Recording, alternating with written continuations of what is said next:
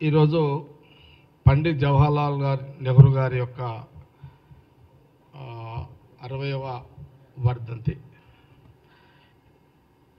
స్వాతంత్రము మహాత్మా గాంధీ గారి యొక్క నేతృత్వంలో పండిత్ జవహర్లాల్ నెహ్రూ గారు ఇండిపెండెన్స్ కంటే ముందు తర్వాత ప్రధానమంత్రి కావడము ఇది యావత్ దేశ ప్రజలందరూ కూడా తెలిసిన విషయమే. ముఖ్యంగా నెహ్రూ గారు ప్రధానమంత్రి అయినప్పుడు వ్యవసాయ పరంగా అప్పుడున్న జనాభా కూడా స్వతంత్రం వచ్చిన సమయంలో భారతదేశం యొక్క జనాభా 40 కోట్లు. ఆ రోజు ఆ 40 కోట్లకు కూడా 40 కోట్ల మంది భారతదేశ ప్రజలకు తినడానికి బియ్యము గింజలు కూడా లేని పరిస్థితి. అప్పుడు వ్యవసాయ పరంగా మరి అభివృద్ధి చెందనటువంటి భారతదేశం. అప్పుడు ఒక పూట తిని ఒక పూట ఉమ్మాసం పట్టుకునే రోజులని మనకు చరిత్రలో పుస్తకాలలో మనకు చెప్తున్నటువంటి పాఠాలు అనేకం ఉన్నాయి. అయితే అలాంటి పరిస్థితులలో పొద్దున ప్రొఫెసర్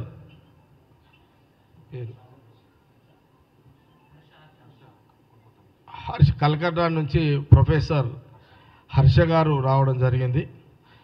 అట్లాగే మన ఈరోజు నెహ్రూ గారి వర్ధంతి సందర్భంలో గాంధీ భవన్లో కార్యక్రమం కూడా జరిగింది. శ్యామ్ మోహన్ రావు గారు చాలామంది సీనియర్స్, మహేష్ గౌడ్ అధ్యక్షతన మరి హనుమంతరావు గారు, నిరంజన్ గారు, మరి శ్యామరావు గారు, ఈ టీం అంతా ప్లస్ కెప్టెన్ మన అజారుద్దీన్ గారు, ఇంకా చాలామంది సీనియర్ నాయకులు, కాంగ్రెస్ పార్టీ నాయకులందరూ పాల్గొన్నారు. ముఖ్యంగా ఆ రోజులలో గుండు సూది కూడా మన దగ్గర ఉత్పత్తి చేసే పరిశ్రమ లేదు. సూది కూడా మనం ఉత్పత్తి చేసే పరిస్థితిలో ఆ రోజు దేశం లేదు. అలాంటి పరిస్థితుల్లో మహాత్మా గాంధీ యొక్క నేతృత్వంలో జవహర్లాల్ నెహ్రూ గారు ప్రధానమంత్రి కావడం, ఈరోజు వారి వర్ధంతి సందర్భంలో, అదే కాకుండా చాలా సందర్భాల్లో మీడియా పరంగా మనం ఆ మధ్యలో చాలా సందర్భాల్లో చెప్పడం జరిగింది. ప్రధానంగా ఆ రోజు మహాత్మా గాంధీ గారితో పాటు నెహ్రూ గారు స్వాతంత్ర ఉద్యమంలో 16 సంవత్సరాలు జైలు జీవితం గడిపిండు. 16 సంవత్సరాలు ఈ దేశానికి జైలు జీవితం గడిపిండు. 17 సంవత్సరాలు ఈ దేశానికి ప్రధానమంత్రిగా కూడా వారు ఉన్నారు నెహ్రూ గారు. ఇది నెహ్రూ గారి యొక్క, జవహర్లాల్ నెహ్రూ గారి యొక్క చరిత్ర. అయితే ఆ రోజులో వారు ప్రధానమంత్రి అయిన వెంటనే ఎజెండా ఏంది? సాగునీరు లేదు, ఎలక్ట్రిసిటీ లేదు, కరెంటు లేదు ఆ రోజులలో. మరి వ్యవసాయం అభివృద్ధి చెందాలి, అన్ని గ్రామాలలో వ్యవసాయపరంగా అభివృద్ధి చెందాలి, ఇంకా అభివృద్ధి చెందాలి, 3 పూటల తిండి గింజలు రావాలి, ఏ ప్రాంతంలో ఏ పంట పండుతుందో ఆ ప్రాంతంలో అన్ని పంటలు. ఇప్పుడు సపోజు మన తెలుగు రాష్ట్రాలలో వరి, బియ్యము, నార్త్ పోతే గోధుమలు, కొన్ని ప్రాంతాల్లో పోతే జొన్నలు, ఇట్లా తినే బండారాలు అన్నీ కూడా ఇవన్నీ కూడా ఇవన్నీ పండించాలి అని ఆ రోజులలో మనం తినాలంటే కూడా తిండి దొరకని ఆ యొక్క పరిస్థితులలో నెహ్రూ గారికి ప్రధానమంత్రి కాగానే ఆ రోజులలో ఇది ఒక పెద్ద ఇది చిన్న సమస్య కాదు, ఇది పెద్ద సవాల్. ఇది సవాలు ప్రధానమంత్రి గారికి. అయితే వారు ఏం చేసిరంటే అన్ని భారతదేశంలో అన్ని గ్రామాలలో సస్యశ్యామలం కావాలి, ప్రతి వాడికి 3 పూటలు తిండి దొరకాలంటే వ్యవసాయపరంగా అభివృద్ధి చెందాలి అని ఆ రోజు మరి పండిత్ జవహర్లాల్ నెహ్రూ గారు ఆ రోజున వారు ప్రాధాన్యత వ్యవసాయానికి పెట్టుకోవడం జరిగింది. వ్యవసాయానికి పండించాలంటే 2 కావాలి, ఒకటి నీరు, ఒకటి కరెంటు. అందుకే వారు ఏం చేశారు, ఇమ్మీడియట్లీ కరెంటు కావాలి, నీరు కావాలి. కాబట్టి ఇమ్మీడియట్లీ వారు డ్యామ్ల యొక్క ప్రాధాన్యత పెట్టుకోవడం జరిగింది. అందుకే మన కృష్ణా పరివార ప్రాంతం ఏదైతే ఉందో, ఇప్పుడు సపోజు మన ప్రాంతంలో నాగార్జున సాగర్, శ్రీశైలం, అంటే నాగార్జున సాగర్, శ్రీశైలం 2 డ్యాములు ఇమీడియట్లీ దాన్ని టేకప్ చేసి దానివల్ల వాటర్ సోర్స్ను పెంచుకొని వ్యవసాయాన్ని అభివృద్ధి చేసేదానికి ఆ డ్యామ్ల నిర్మాణం, దానితో పాటు కరెంటు ఉత్పత్తి కూడా అక్కడ. అంటే డ్యాము నిర్మించాలి అని అంటే డ్యాము వల్ల నీళ్లను అక్కడ డ్యామ్లో నిలుపుకొని దాన్ని వ్యవసాయంగా వాడుకోవాలి, అక్కడనే విద్యుత్ కూడా జనరేట్ చేయాలి. ఆ రోజులలో నెహ్రూ గారు దూరం ఆలోచనతో ఇవన్నీ ఇమ్మీడియట్లీ వారు ఆ రోజులలో మన నాగార్జున సాగర్, శ్రీశైలం స్టార్ట్ చేసి అంటే మన తెలుగు రాష్ట్రాల్లోనే కాదు, భారతదేశంలో అనేక ప్రాంతాల్లో ఈ విద్యుత్తుని ఎట్లా డెవలప్ చేయాలి, విద్యుత్ డెవలప్ అయిపోతే వ్యవసాయం అభివృద్ధి చెందుతుంది. కాబట్టి ఈ యొక్క ప్రణాళికతో ఆ రోజు జవహర్లాల్ నెహ్రూ గారు ఇదంతా కూడా స్టార్ట్ చేయడం జరిగింది. అయితే ఆ క్రమంలో అభివృద్ధి చెందుతుంది భారతదేశం, దినదిన అభివృద్ధి చెందుతుంది. మరి అలాంటి పరిస్థితిలో నుంచి ఏంది ఎఫ్సిఐ అంటే మనకు ధాన్యము, మనము తిన్న గింజలు మనం తిన్నది కాక అదనంగా ఎప్పుడన్నా కరువు వచ్చే, అంటే నీళ్లు లేక వర్షాలు లేక ఎప్పుడైనా కరువు వస్తే మళ్ళీ ధాన్యం ఉండాలి, భారతదేశంలో అన్ని గ్రామాలకు పంపించే విధంగా ధాన్యం ఉండాలని ఆ రోజులలో మరి జవహర్లాల్ నెహ్రూ గారు దూరం ఆలోచనతోటి ఎఫ్సిఐ ఏర్పాటు చేసుకోవడం జరిగింది. ఈ ఎఫ్సిఐ వల్ల ధాన్యము నిల్వలు ఉంచుకోవడానికి, ఇప్పుడు సపోజ్ మనం ఇప్పుడు సూపర్ బజార్ బియ్యం వస్తున్నాయి చూడండి గవర్నమెంట్ పరంగా ఫ్రీగా, అది ఎఫ్సిఐ ఆ రోజు నెహ్రూ గారు ముందు జాగ్రత్తలో ఆ గోదాంలో ఏర్పాటు చేసింది. కాబట్టి ఆ ధాన్యమే ఇప్పుడు మన సూపర్ బజార్లలో ఇచ్చే బియ్యం అవే ఎఫ్సిఐ ద్వారా వచ్చే బియ్యమే. సెంట్రల్ గవర్నమెంట్లో అట్లా తయారు చేసి పెట్టారు ఆ రోజు జవహర్లాల్ నెహ్రూ గారు. అంటే ఎంత ముందు చూపు చూడండి. ఆ రోజు నెహ్రూ ప్రధానమంత్రిగా ఉన్నప్పుడు భారతదేశం యొక్క జనాభా 40 కోట్లు, ఈరోజు భారతదేశం యొక్క జనాభా 140 కోట్లు. ఈ 76 సంవత్సరాలలో 40 కోట్ల నుంచి 140 కోట్ల జనాభా ఈరోజు భారతదేశము ప్రజానీకము ఉంది ఈ రోజున. కాబట్టి వ్యవసాయాన్ని అభివృద్ధి చేసుకుంటూ ఇండస్ట్రియల్గా కూడా అభివృద్ధి చేసుకోవాలని, అంటే మనమే అన్ని ఉత్పత్తులు చేసుకోవాలి, సూది కానీ ఏదైనా దారం కానీ బట్ట కానీ ఏదైనా మనము ఒకరి మీద డిపెండ్ కావద్దని మన దేశంలో ఉన్నటువంటి వసతులను ఈ రకంగా ఏర్పాటు చేసుకొని క్రమక్రమంగా 16 సంవత్సరాల్లో వారు ఇలాంటి ముందు చూపు జాగ్రత్తలు ఇట్లా ఆ రోజు తీసుకోవడం జరిగింది. అందుకే చూడండి, నేను ఈరోజు కేంద్రంలో బీజేపీ ప్రధానమంత్రి మోడీ గారు ప్రధానమంత్రిగా ఉన్నారు. కాంగ్రెస్ పార్టీ ఒకటే విషయం స్పష్టంగా అడుగుతున్నది మీ అందరికీ కూడా, మీరు నెహ్రూ గారు ఉన్నప్పుడు ఆ రోజున నోటికి ఉన్నటువంటి నాగార్జున సాగర్ అట్లాగే శ్రీశైలం డ్యామే కాకుండా ఇంకోటి బాగ్రా నంగల్ అది ఆ డ్యామ్ కూడా వారు నిర్మించారు. ఇట్లా ఇంకా బహుశా ఇంకా చాలా ఉండుంటాయి. దాని తర్వాత క్రమంగా ఇందిరాగాంధీ గారు వచ్చిన తర్వాత మళ్ళీ డ్యాములు ఎక్కడ చూడండి. ఇప్పుడు కాంగ్రెస్ ప్రభుత్వంలోనే మన దగ్గర నేను చెప్తున్నాను. ఇప్పుడు శ్రీరామ్ సాగర్ హనుమంతరావు గారు చెప్పారు ఇంత మొదలు, శ్రీరామ్ సాగర్. అట్లాగే మా దగ్గర మంజీరా డ్యామ్, సంగారెడ్డిలో మంజీరా డ్యాము కట్టిన తర్వాత కాంగ్రెస్ ప్రభుత్వంలో కట్టిన తర్వాత అప్పుడు కూడా ఇందిరాగాంధీ గారే కేంద్రంలో ఓకే. అయితే ఏదో నా కుటుంబమే కదా, నెహ్రూ గారి కుటుంబమే కదా. ఆ రోజు అక్కడ కూడా చూడండి మంజీరా డ్యాము తాగునీటి కోసం కట్టడం జరిగింది. తాగునీటి ఎక్కడి దాకా వస్తుంది? హైదరాబాదు రాజధానిలో తాగునీటి సమస్య ఉండొద్దు, హైదరాబాదు డెవలప్ కావాలంటే ఫస్ట్ తాగునీటి సమస్య కొరత తీరాలనే ఉద్దేశంతో కాంగ్రెస్ ప్రభుత్వంలో మంజీరా డ్యామ్ కూడా కట్టడం కూడా జరిగింది. దాని తర్వాత చూడండి మన సింగూరు డ్యామ్ కూడా కట్టడం కూడా జరిగింది. ఆ రోజు మా దగ్గర బాగారెడ్డి గారు ఉండి, పి రామచంద్రారెడ్డి గారు ఉండి, ఆ టైంలోనే మంజిరా సింగూరు డ్యామ్ కూడా ఇటు జంట నగరాలకు వ్యవసాయానికి కొంత మెదక్కు ఇవ్వడానికి ఏది గణపూర్ ఆయకట్టు కానీ ఏడుపాయల జాతరకు కానీ ఇట్లా ఇట్లా సింగూరు డ్యామ్ ఇట్లా ఈ రకంగా. కాబట్టి మేము ఒక ప్రశ్న బీజేపీ నాయకత్వానికి అడుగుతున్నాం. మీరు ఈ 70 ఏళ్ళలో ఏం చేసారు అని కిషన్ రెడ్డి గారు మాట్లాడతారు, బండి సంజయ్ గారు మాట్లాడతారు, కేటీఆర్ గారు కూడా మాట్లాడతారు, హరీష్ రావు గారు కూడా మాట్లాడతారు. 70 ఏళ్ళలో ఏం చేసారు అని అంటే, ఈ ప్రాజెక్టులు ఆనాటి నెహ్రూ, పండిత్ జవహర్లాల్ నెహ్రూ కాలం నుంచి తీసుకుంటే కంటిన్యూటీగా మరి మనకు ఇందిరాగాంధీ గారు, తర్వాత రాజీవ్ గాంధీ గారు, సోనియా గాంధీ గారు, మన్మోహన్ సింగ్ గారు, రావు, ఇదంతా నడుస్తూనే ఉంది సిస్టమ్ అంతా. నేను ఒకటే మాట్లాడుతున్నా, ఆ రోజు మంజీరా డ్యాము సింగూరు నీళ్ళు వీళ్ళు తాగిన వాళ్ళే కదా. కిషన్ రెడ్డి గారు కూడా మంజీరా డ్యాము సింగూరు నీళ్ళు తాగిండ్రు. మళ్ళా కేసీఆర్ గారు కూడా సింగూరు మంజీరా డ్యామ్ నీళ్ళు తాగిండు, కేటీఆర్ కూడా తాగిండు, హరీష్ రావు గారు కూడా సింగూరు మంజీరా డ్యామ్ నీళ్ళు తాగారు. ఈ 2 డ్యాములు ఎవరి పరిపాలన వచ్చినాయి? కాంగ్రెస్ ప్రభుత్వం పరిపాలన వచ్చినాయి. ఇది మీకు డైరెక్ట్ ఎవిడెన్స్ కదా, మీకు డైరెక్ట్ ఎవిడెన్స్ ఇదంతా.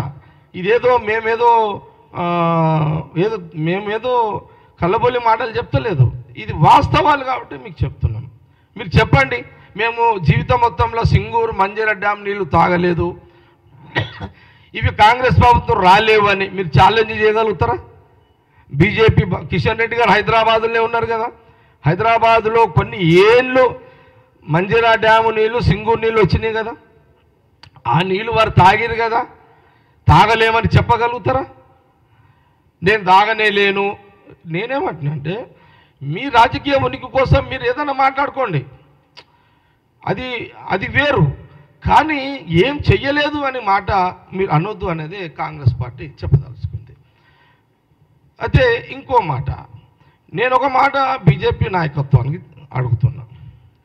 బీజేపీ నాయకత్వానికి ఏమడుతున్నా, కిషన్ రెడ్డి గారు ఆయన ప్రెసిడెంట్ కాబట్టి ఏమడుగుతున్నంటే, ఇప్పుడు ఈ కాలంలో, ఆ కాలంలో నెహ్రూ కాలంలో ఈ డ్యాములన్నీ కట్టారు కదా, మరి ఆ 17 సంవత్సరాల అనేక డ్యాములు నెహ్రూ గారు కట్టారు కదా, ప్రధానమంత్రి మోడీగా భారతదేశంలో ఒక డ్యామ్ అన్న కట్టిరా? ఒక డ్యామ్ 16 సంవత్సరాల నెహ్రూ గారు పరిపాలనలో అనేక డ్యాములు కట్టిర్రు. మరి మోడీ గారు 10 ఏళ్ళు ప్రజల అవకాశం ఇచ్చారు కదా, ఒక డ్యాము మేము కట్టినము మోడీ గారి ప్రభుత్వంలో అని మీరు దీని మీద ఛాలెంజ్ చేయగలుగుతారా? కాబట్టి మీరు ప్రభుత్వము, పరిపాలన, ఆ కుటుంబము నెహ్రూ గారి కాలం నుంచి ఈనాటి వరకు కూడా ప్రజలకు కడుపు నిండా తిండి ఉండాలి, ఆర్థికంగా ఎదగాలి, స్వయం శక్తితో ఎదగాలి, ఆర్థిక వనరులు పెంపొందించుకోవాలి, వ్యవసాయాన్ని ఎప్పటికప్పుడు అభివృద్ధి చెందే విధంగా చేయాలి, ఇండస్ట్రియల్ పరంగా ఎప్పుడప్పుడు చేస్తూ ఉండాలి. ఇది ఆనాటి జవహర్లాల్ నెహ్రూ కాలం నుంచి తీసుకుంటే మొన్నటి వరకు కూడా సోనియా గాంధీ, మన్మోహన్ సింగ్ ప్రధానమంత్రి గారు ఉన్నంత వరకు ఇలాంటివి జరిగింది. ఇండస్ట్రియల్స్ కూడా మీరు చూడండి, చాలా సందర్భాల్లో చెప్పడం జరిగింది. ఇందిరాగాంధీ గారు ఉన్నప్పుడు బిహెచ్ఎల్ కానివ్వండి, ఎక్రిసాట్ కానివ్వండి, ఆర్డినెన్స్ ఫ్యాక్టరీ కానివ్వండి, బీడిఎల్ కానివ్వండి, అట్లాగే ఐడిపిఎల్ కానివ్వండి,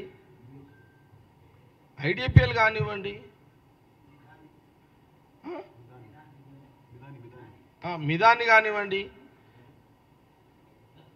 ఓకే మిదాన్ని ఓకే, అంటే గుర్తుపట్టేటే దివైతున్నాయి కదా, బిహెచ్ఎల్ ఉంది, ఎక్రిసాట్ ఉంది, బీడిఎల్ ఉంది, ఆర్డినెన్స్ ఫ్యాక్టరీ ఉంది, ఐడిపిఎల్ ఉంది కదా, ఈసీఎల్ కూడా ఉంది, బీడిఎల్ చెప్పిన. అంటే నేనేమంటున్నా అంటే, ఒక ఇండస్ట్రీ, ఒక ఇండస్ట్రీ మోడీ గారు ఒక డ్యామ్ కట్టినట్టు కానీ ఒక ఇండస్ట్రీ కట్టినట్టు కానీ మోడీ గారు కట్టిర్రు అని మీరు ఎక్కడైనా చెప్పగలుగుతారా?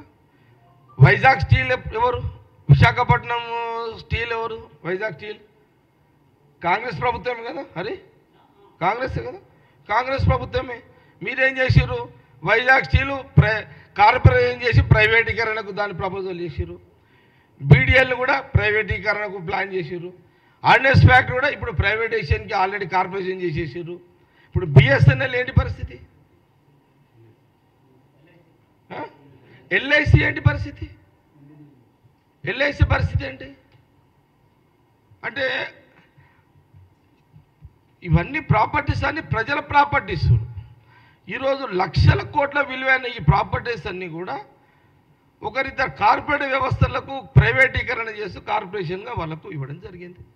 అంటే నెహ్రూ కాలం, జవహర్లాల్ నెహ్రూ కాలం నుంచి తీసుకుంటే మొన్నటి వరకు సోనియా గాంధీ, మన్మోహన్ సింగ్ గారు ఉన్నంత కాలము ఏదైతే ప్రభుత్వం ఆస్తులను పెంపొందించుకుంటూ అందరికీ ఉద్యోగ అవకాశాలు, వ్యవసాయపరంగా అందరికీ అభివృద్ధి, ఇట్లా రకరకాలుగా ఉపాధి హామీ, గ్రామీణ ప్రాంతాల ఉపాధి హామీ ద్వారా అందరికీ మేలు జరిగేటట్టు ఇది వాస్తవం. ఇది సరే, జనాలు మా కాంగ్రెస్ మా యొక్క ప్రయత్నము మీడియా ద్వారా మా ప్రయత్నం మేము చెప్తూనే ఉన్నాం, చేస్తూనే ఉన్నాము.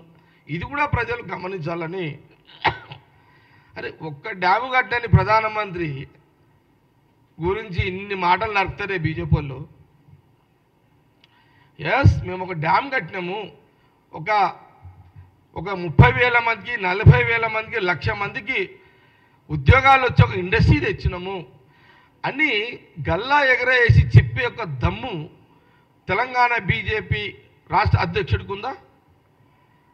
ఛాలెంజ్ చేయగలుగుతారా కాంగ్రెస్ పార్టీని?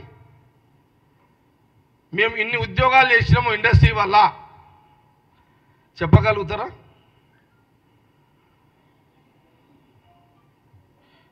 సరే, ఓకే. మేము కాబట్టి ఈ విషయాన్ని ప్రజలు, తెలుగు ప్రజలు, దేశ ప్రజలు ఆలోచన చేసుకోవాలని మేము ఈరోజు జవహర్లాల్ నెహ్రూ యొక్క వర్ధంతి సందర్భంగా మీడియా పరంగా తెలంగాణ ప్రజలందరికీ, తెలుగు రాష్ట్ర ప్రజలందరికీ ఒకసారి జ్ఞాపకార్థంగా వారికి, నెహ్రూ గారికి నివాళులు అర్పిస్తూ, జవహర్లాల్ నెహ్రూ గారికి నివాళులు అర్పిస్తూ మరి ఈరోజు యావత్ ప్రజానికానికి ఒకసారి చరిత్ర చెప్పే ప్రయత్నంలో భాగమే ఈ యొక్క ప్రెస్ మీట్.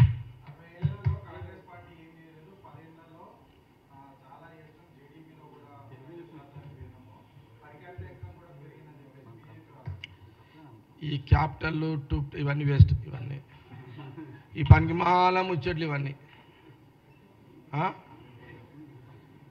ఇదోడు కొత్తగా ఏమన్నాడు, క్యాపిటల్ పెంచినాం. అరే నాయన, ఈ 10 ఏళ్ళు ఏం పెంచి 60 ఏళ్ళు పెంచకపోతే మీరు ఎక్కడ పెంచినట్టు నాయన? ఇదంతా పెట్రోల్ ధరలు పెంచిరు, డీజిల్ ధరలు పెంచిరు, 28,000 తులం ఉన్న బంగారము 76,000 చేసిరు. కాబట్టి ఈ క్యాపిటల్ పెంచినము, ఈ పనికిమాల భాష మాట్లాడి ఎవరికి అర్థమవుతుంది? అది పేదోడికో సబ్జెక్ట్ కాదు. అది క్యాపిటల్ పెంచినము, ఇది పెంచినాము, ఇదంతా పబ్లిక్, ఇది పేద ప్రజలకు సబ్జెక్ట్ కాదు. అది అమ్మేశ్వరు.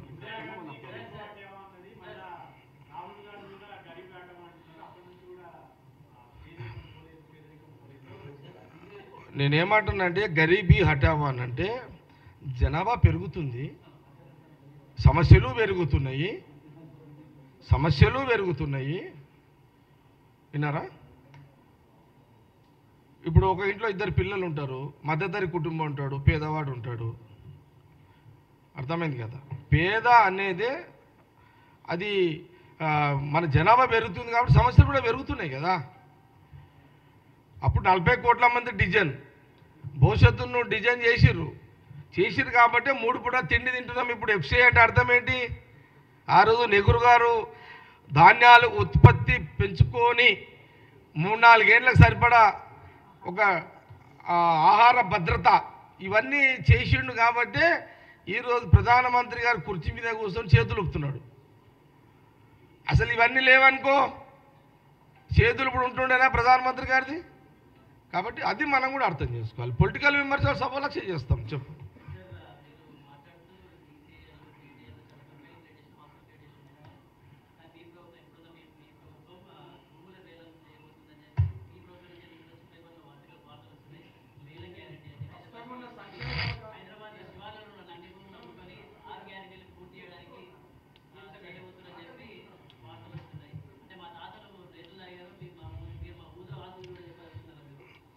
ఇప్పుడు కార్తీక్, నేనేమంటున్నంటే కేసీఆర్ ఆస్తులు అమ్మేటప్పుడు కూడా అడగలేడు. అసలు మీడియా అడగనికే భయపడ్డది. మోడీ గురించి ఎవరు అమ్ముతుంటే ఎవరు అడగలేరు. ఎవరో వార్త రాశారు, వార్త మీద గాంధీ మీరు ప్రశ్న మీద తప్పు కాదు. ప్రధానమంత్రి ఉన్న కంపెనీలను అమ్ముకుంటే అడిగేటోడు లేడు. కేసీఆర్ గారు ఉన్నాయన్నీ అమ్మేస్తే అడిగేటోడు లేరు. నేనేమంటున్నంటే ఈ సబ్జెక్టు వేరు, నేను మాట్లాడే సబ్జెక్టు వేరు కాదు. నేను ఇంకో సందర్భంలో మీ దానికి జవాబు చెప్తా. నేను ఇంకో దాని సందర్భంలో చెప్తాను మీకు. నేను ఏంది డౌట్ ఏదైనా ఉంటే అడగండి, వీలైనందో చెప్తా, లేదంటే కొంత చెప్తా.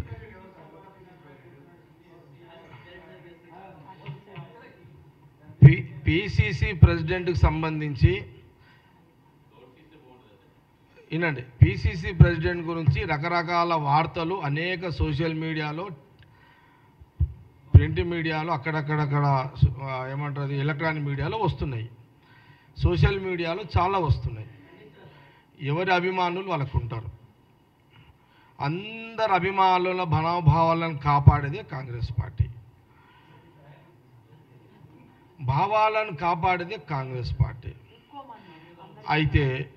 అయితే మా దగ్గర ఉన్న స్వతంత్రం ఏంటంటే, సపోజ్ బీజేపీ ఉందనుకోండి, బీజేపీ రాష్ట్ర అధ్యక్షుడు కావాలంటే ఆ అధ్యక్షుడు ఎవరైనా కావాలని అనుకుంటే పొయ్యి అడిగే యొక్క స్వేచ్ఛ బీజేపీలో ఉండదు. గఫలత్లో వాళ్ళని అడిగిండే అనుకో అని ఖతం చేసేస్తారు. బీజేపీలో ఉన్న పదవి కూడా పీక్తుంది. అది బీజేపీ యొక్క పాలసీ. అదే బీఆర్ఎస్ ఉందనుకో, బీఆర్ఎస్ ప్రాంతీయ పార్టీ, ఆయననే ప్రెసిడెంట్ ఉంటాడు. ఆడ ఇంకెవరో పోయి నాకు ఇవ్వాలనే ఒక ధైర్యం చెయ్యరు. అది సాధ్యం కాదు. అది ఒక కాంగ్రెస్ పార్టీలోనే ఎస్సీలు కానీ, బీసీలు కానీ, ఎస్టీలు కానీ, మైనార్టీలు కానీ, రెడ్డిలు కానీ, బీసీలో సమస్త కులాలు ఎవరికైనా ఢిల్లీకి వెళ్ళి రాహుల్ గాంధీ గారి, కేసీ గారితో పాటు మా ఇన్ఛార్జీలకు వాళ్ళు చెప్పుకునే ఒక స్వేచ్ఛ కాంగ్రెస్ పార్టీలో ఉంది. సామాన్య కార్యకర్త నుంచి ఎదిగిన నాయకుడు ఎవరైనా సరే కాంగ్రెస్ పార్టీలో పిసిసి ప్రెసిడెంట్ స్వేచ్ఛ అధికారం ఉంది. కాబట్టి నాకు ఇస్తే బాగుంటుంది అని క్లెయిమ్ చేస్తారు. అది కాంగ్రెస్ పార్టీ నాయకత్వం ఇంటది. ఆ స్వతంత్రం కాంగ్రెస్ పార్టీలో ఉంది. మీరు మీడియా కూడా చూడండి. ఎప్పుడైనా బీజేపీ మీడియాలో కిషన్ రెడ్డి గారు లేకపోతే ఇంకెవరైనా కూర్చున్నప్పుడు మీ దగ్గర పిసిసి ఎవరు అని మీరు కిషన్ రెడ్డి గారిని అడిగితే జవాబు చెప్పగలుగుతాడా?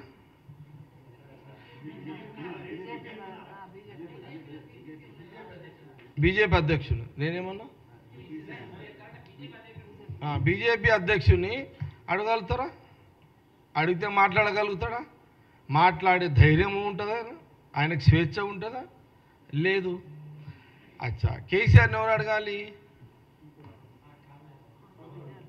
కొడుకు కూడా అడగలేడు, బిడ్డ కూడా అడగలేదు, ఎవరు అడగలేరు.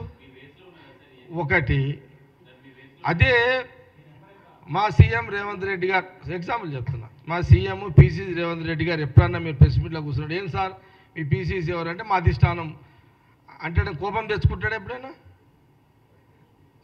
మా అధిష్టానం చూసుకుంటే చెప్తాడు. ఈ ధైర్యం ఈ ధైర్యం అన్నా ఈ వర్డింగ్ అని చెప్పే ధైర్యం బీజేపీకి కానీ బీఆర్ఎస్లో కానీ ఎవరికైనా ఉన్నదా? కాబట్టి మీరు అడిగిన దానికి కొంత క్లారిటీ ఇవ్వగలిగిన మీకు పేర్లతోటి కావాలి అని అనుకున్నప్పుడు నేను, ఎందుకంటే ఈరోజు జవహర్లాల్ నెహ్రూ గారు 16 సంవత్సరాలు జైలు జీవితం గడిపిండు, 17 ఏళ్ళు వారు ప్రధానమంత్రిగా ఉన్నారు, కరెంటు తెచ్చిండు, వ్యవసాయాన్ని అభివృద్ధి చేసిండు, ఎఫ్సిఐ చేసిండు, ఈరోజు 3 పూటల తిండి తింటున్నారు. ఓకే, 16 ఏళ్ళ డ్యాములు కట్టిండు జవహర్లాల్ నెహ్రూ గారు. మోడీ గారు ఒక్క డ్యామ్ అయినా కట్టలేదు. ఇది సబ్జెక్టు. మీకు పిసిసి ప్రెసిడెంట్ విషయంలో ఇంకా పేర్ల మీద కొంత క్లారిటీ కావాలంటే రేపు ఎల్లుండో మళ్ళొకసారి ప్రెస్ మీట్ ఏదన్నా పెట్టినప్పుడు తప్పకుండా మీరు అడగండి, నేను దానికి జవాబు చెప్తాను. ఈరోజు ప్రాధాన్యత నెహ్రూ గారు వర్ధంతి, వారి చరిత్ర మేము చెప్పుకోవాలి. మా సొంత రాజకీయాలు, మా సొంత వ్యవహారాలకు చర్చ వేదిక ఈ ప్రెస్ మీట్ కాదు. తప్పకుండా లోకేచారి నువ్వు అడుగుతున్న ప్రశ్న తప్పకుండా ఇంకో సందర్భంలో ప్రెస్ మీట్ పెట్టినప్పుడు నేను తప్పకుండా మీకు జవాబు రెస్పాండ్ అవుతాం. మీకు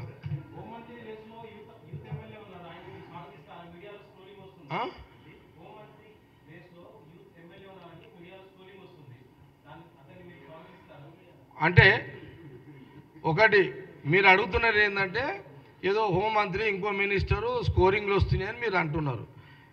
ఇది నేను రెస్పాండ్ అయ్యే బాధ్యత నాది కాదు. ఇది సీఎం రేవంత్ రెడ్డి గారు పరిధిలో ఉన్నటువంటి అంశం ఇది. కాబట్టి వారు ఎప్పుడన్నా మీ ప్రెస్ మీట్లు ఉన్నప్పుడు మీరు అడగవచ్చు. Thank you.